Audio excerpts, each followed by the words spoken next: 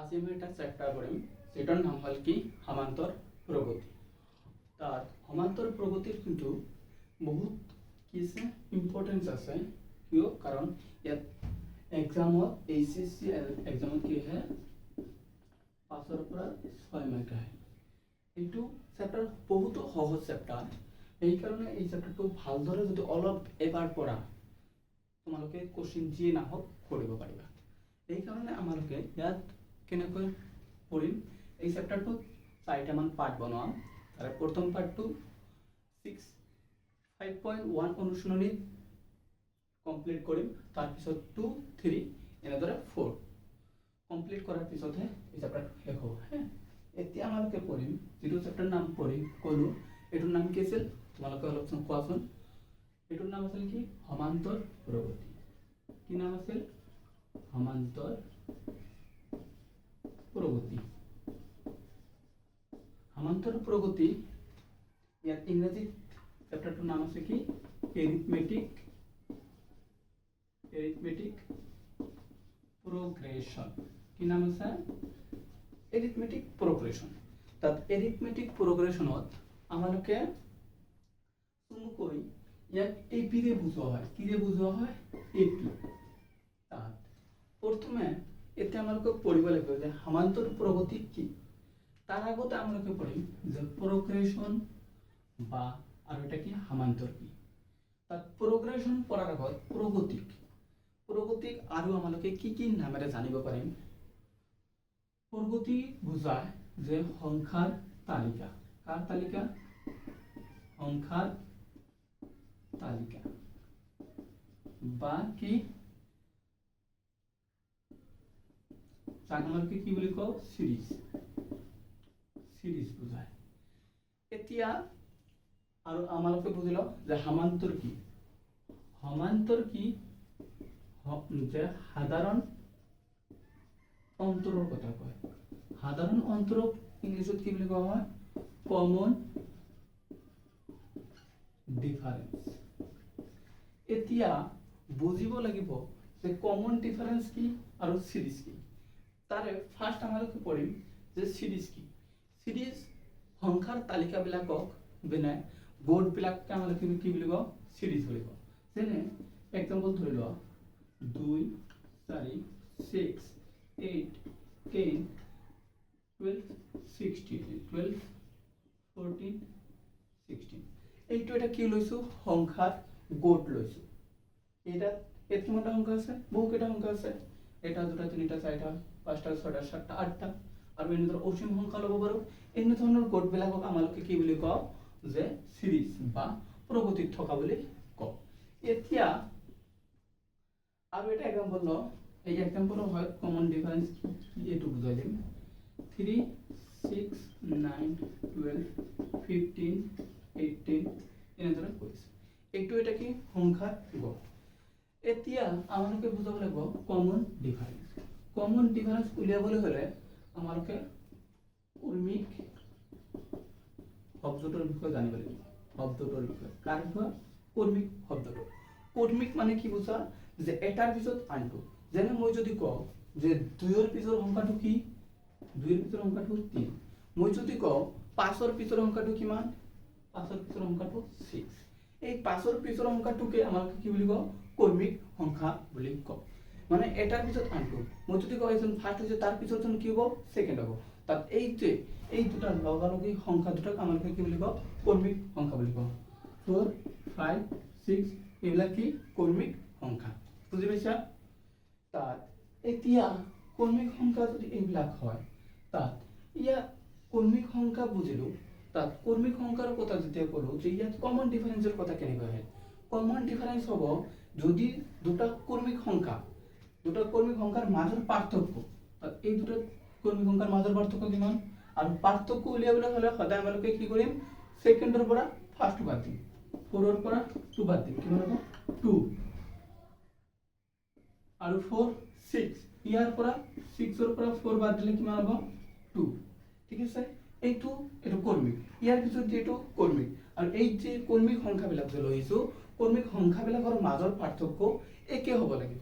তেনে 6 আৰু 8 ৰ মাজত পাৰ্থক্য কিমান 2 8 আৰু 10 ৰ মাজত পাৰ্থক্য 2 10 আৰু 12 ৰ মাজত পাৰ্থক্য 2 12 আৰু 14 ৰ মাজত পাৰ্থক্য 2 14 আৰু 10 ৰ মাজত পাৰ্থক্য 2 যদি এনে হয় ইয়াত দেখিছে কি সকলোবিলাক সংখ্যাৰ যে কৰ্মিক সংখ্যাবিলাকৰ মাজত পাৰ্থক্য কি আহিছে 2 আহিছে তাৰ আমাকে ক'ব পাৰিম যে সাধাৰণ অন্তৰ বা কমন ডিফাৰেন্স কি কমন ডিফাৰেন্স 2 বুঝি পাইছা তাত ইয়াত দেখা এক্সাম্পল নম্বৰ 2 দেখা তাত 3 আৰু 6 ৰ মাজত পাৰ্থক্য তাত আমাকে পাৰ্থক্য উলিয়াবলৈ হলে প্ৰথমে সদায় সেকেন্ডৰ পৰা ফাৰ্ষ্ট বাদ দিব লাগিব ঠিক তেনেদৰে 6 আৰু যদি 3 ৰ মাজত পাৰ্থক্য কিমান হয় 2 9 আৰু 12 ৰ মাজত পাৰ্থক্য কিমান হ'ব 12 - 9 কিমান হ'ব 3 ইয়াত কিমান হ'ল 3 ইয়াৰ মাজত কিমান 3 তাত এইটোতো আমাকে ক'ব পাৰিম যে কমন ডিফাৰেন্স সেকেন্ডৰ ক্ষেত্ৰত কিমান 3 তাত এই যে যিবিলাকৰ প্ৰগতিৰ কমন ডিফাৰেন্স বিলাক সেম তেনেবিলাক প্ৰগতিকে সমান্তৰ প্ৰগতি বুলি কোৱা যিবিলাক প্ৰগতিৰ যে কমন ডিফাৰেন্স সেম তেনেবিলাক প্ৰগতিক কমন ডিফাৰেন্স পোৱা যায় এইবিলাককে আমাক কি বুলি কম সমান্তৰ প্ৰগতি বুলি কম মোৰ হিচাপে বুজি পাইছা এতিয়া আৰু দুই তিনিটা মান এক্সাম্পল দিম তাত মই কম যে সমান্তৰ প্ৰগতিত আছে নে নাই তোমালোকে কেনেদৰে বুজিব পাৰিবা ধৰা 5 10 15 20 25 30 35 40 এনেদৰে চলি আছে এক্সাম্পল নম্বৰ 1 এক্সাম্পল নম্বৰ 2 টো দেখা 8 16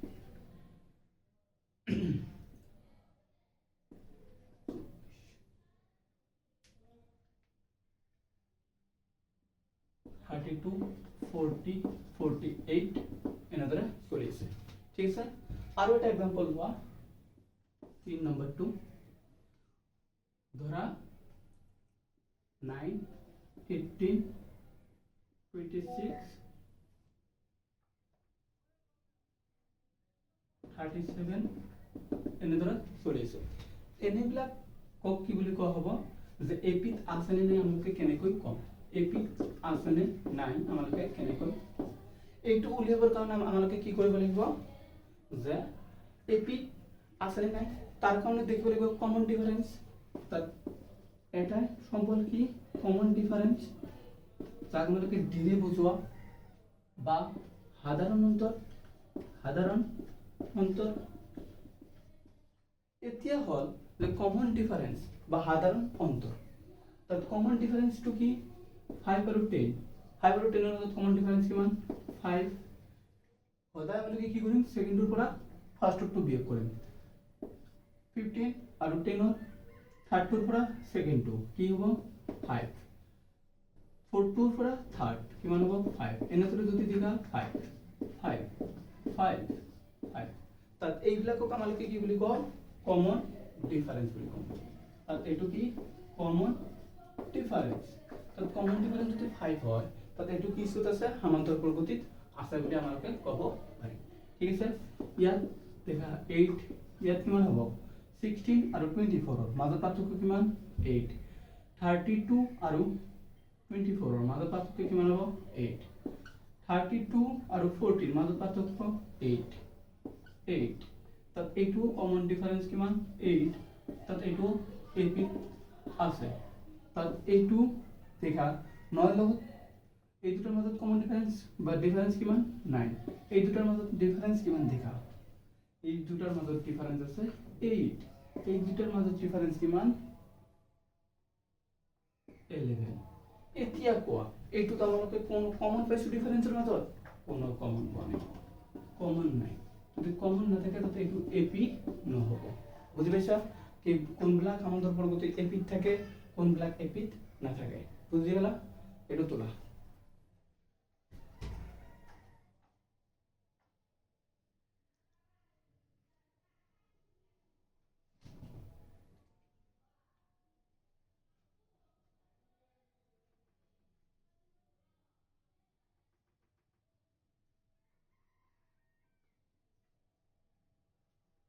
হৈছে তোলা এতিয়া অলপমান বহলাই কৰো কি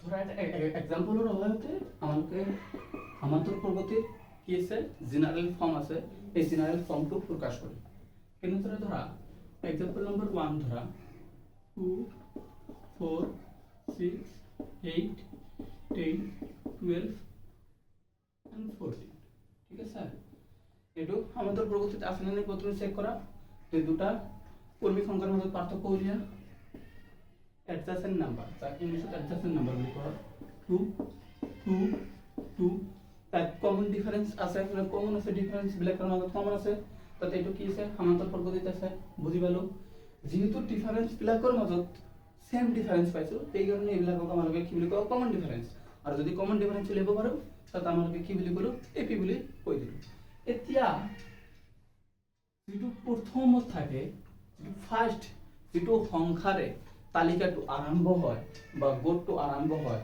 তেনে তালিকাবিলাকৰ এটো কি হ'ব ফার্স্ট টার্ম এটো কম ফার্স্ট টার্ম বা কি প্রথম পদ আমালকে কি কম প্রথম পদ ফার্স্ট টার্ম বা প্রথম পদক আমালকে কি রে বুঝোয়া এরে বুঝোয়া হয় তো এরে বুঝোয়ালাম তাত ইয়াত কিমান হল 2 বুঝি পাইছা ঠিক এটো কি হ'ব আমালকৰ সেকেন্ড টাৰ্ম বা দ্বিতীয় পদ যাক আমালোকে a1 ৰ বুঝলো ঠিক আছে a1 তাত ইমান ইয়াত কিমান হ'ব 4 যদি আমালোকে আগতে দেখিছো যে এটো সমান্তর পর্বতিত আছে তাত সমান্তর পর্বতিত যদি আছে তাত কমন ডিফারেন্স পাম তাত কমন ডিফারেন্স উলিয়াব কমন ডিফারেন্সক আমালোকে ডি ৰে বুঝোৱা বা অমেত কি বুলি কয় সাধাৰণ অন্তৰ কি বুলি কোৱা হয় সাধাৰণ অন্তৰ এটো ডি ইয়াৰ ডি ৰে যদি বুঝাও আমালোকে কি কৰিম a1 ৰ পৰা a বিয়োগ কৰিম এটুক আমালোকে যদি a ধৰো এটুক ধৰিম a1 বা আমালোকে যদি কও প্ৰথম পদক a1 এৰ দুকিব পাৰিম তাতে এটু a1 হ'ব তাতে এটু কি হ'ব a2 তাতে এটু third term a3 fourth term a4 fifth term a5 এনেদৰে যাই থাকিব তাত কমন ডিফাৰেন্স উলিয়াবলৈ হলে আমাৰ কি কৰিম সেকেন্ড টাৰ্মটোৰ পৰা ফাৰ্স্ট টাৰ্ম বাদ দিম সেকেন্ডৰ পৰা ফার্স্ট বাদ দিম কিমান হ'ব 4 - 2 তাত কিমান হ'ল 2 তাত কমন ডিফারেন্স কি পালো 2 পালো বুজি পাইছা এতিয়া এইখিনি প্ৰথমে জানিব লাগিব এতিয়া মই এক্সাম্পল আৰু এটা লেখা এইটো বুজিছা যে প্ৰথম পদটো কি কোনটো সেকেন্ড পদ কোনটো থার্ড পদ কোনটো ফোর্থ পদ কোনটো ফিফথ কোনটো সিক্স কোনটো মই যদি তোমালোকক কওঁ ইয়াৰ পৰা ফিফথ নাম্বাৰ পদটো কিমান 10 ফিফথ নাম্বাৰ পদটো কিমান 10 যদি কওঁ থাৰ্ড নাম্বাৰ পদটো কিমান 6 আৰু কমন ডিফাৰেন্স যদি উলিয়াব কওঁ সেকেন্ডৰ পৰা ফাৰ্স্টটো বাদ দিব লাগিব কৰ পৰা সেকেন্ডৰ পৰা ফাৰ্স্টটো বিয়োগ কৰিলেহে আমালোকে কি পাম কমন ডিফাৰেন্স পাম বুজি পাইছা এতিয়া মই তোমালোকক আৰু কেইটামান এক্সাম্পল দিও তাৰ হয়তো সহজে বুজিব পাৰিবা ধৰা মই তোমালোকক প্ৰথম পদ দিলো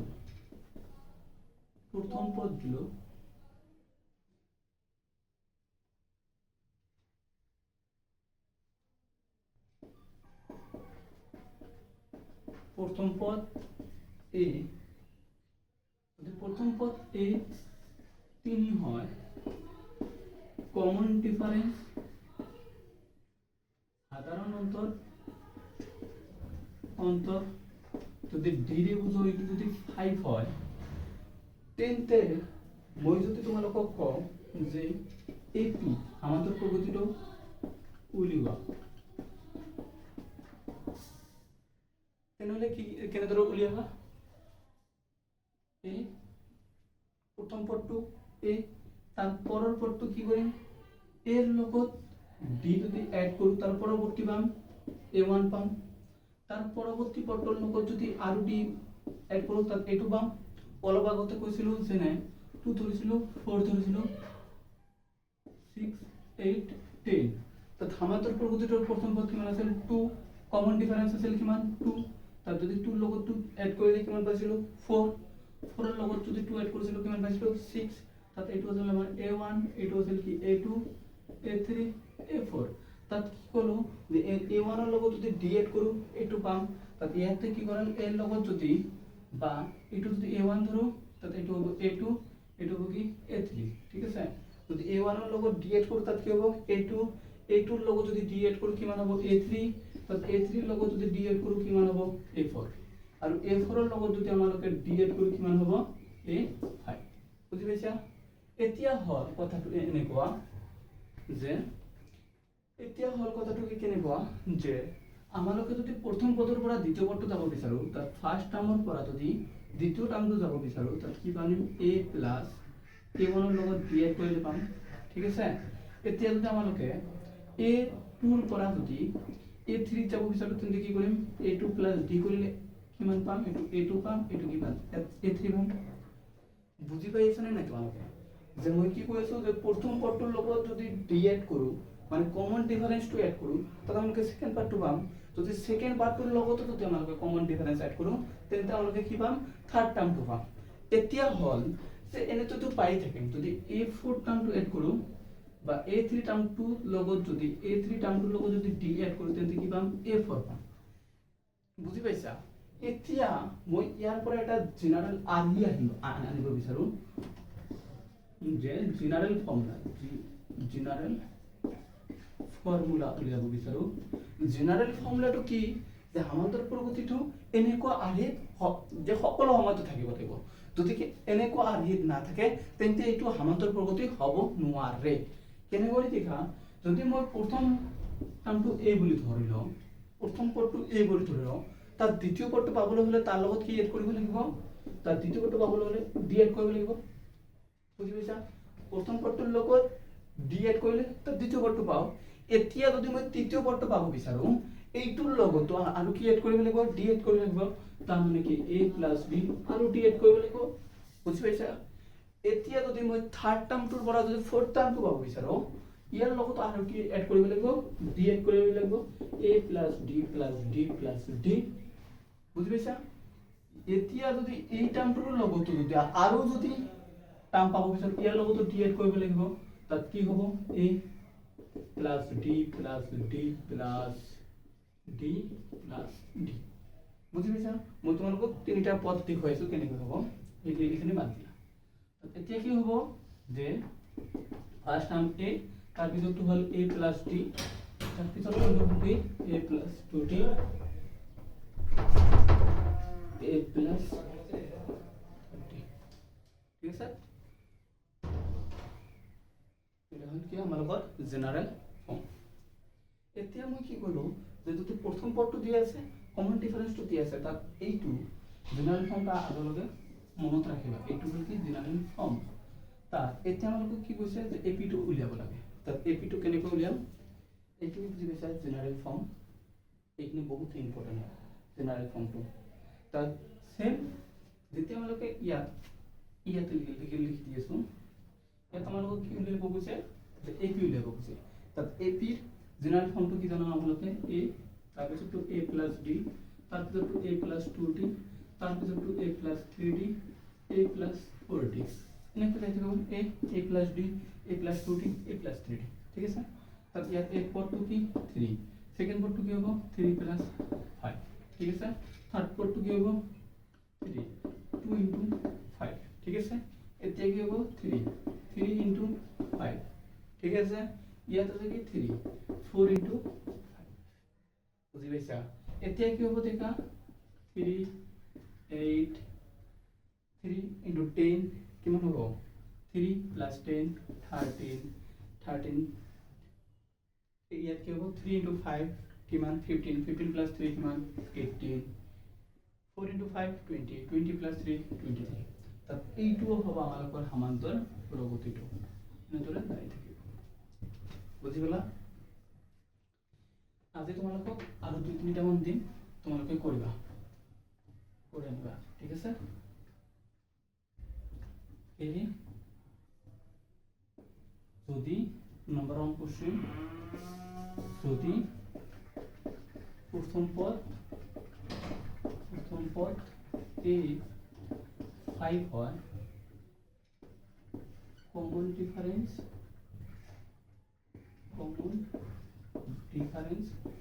সাধারণ অন্তর যদি ডি মাইনাস 2 হয় এপি টু উলিয়া বলা যায়।